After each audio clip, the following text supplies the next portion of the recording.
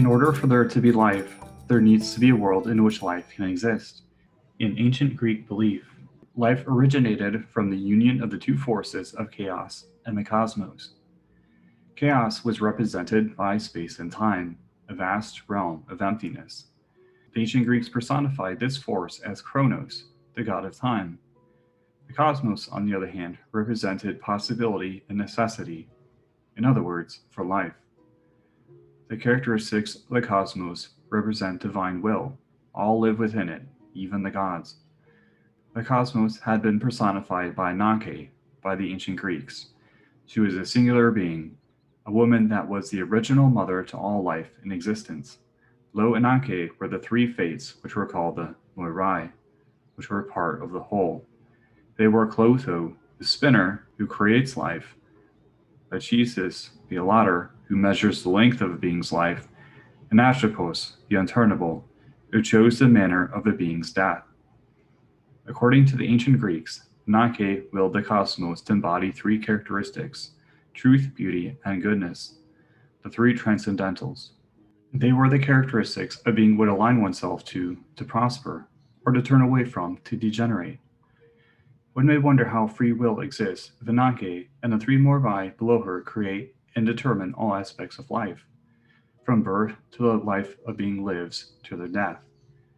Chronos, with time and space, gives beings a room to move in their own volition. They are given a choice in that space and time of how to live, thus giving Clotho, the spinner, the yarn to create that being's next life, after they are reborn based on their deeds in this one. Likewise, Lachesis uses the yarn to determine that being's fortune or misfortune based on their deeds, and Atropos decides the ultimate end of that life. Our ability to align with the divine law, truth, beauty, and goodness, as the ancient Greeks saw it, determines our fate ultimately.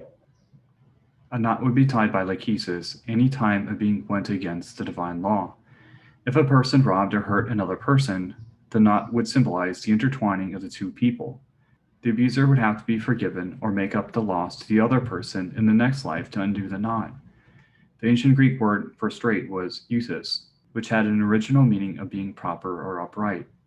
In many Orthodox spiritual traditions, the straight way symbolically represented the path to divinity, free of twists, turns, or knots. If a person forgives the wrongdoer, the knot loosens on its own. The forgiver might receive blessings in this or the next life for aligning himself with the divine law. The forgiven would still be in debt to the other person. The knot would be undone once the debt was repaid.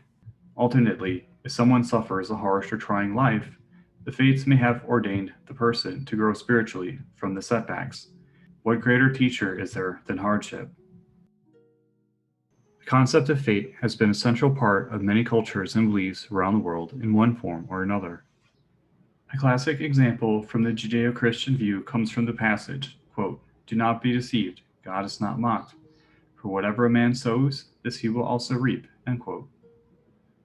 The ancient Greeks personified these forces of life with Ananke, our free will with Chronos, and of our destinies determined by the blending of those two forces with the Moirai, the three fates. Whatever knots, twists, and turns we encounter, may we find the wisdom and humility to straighten them out.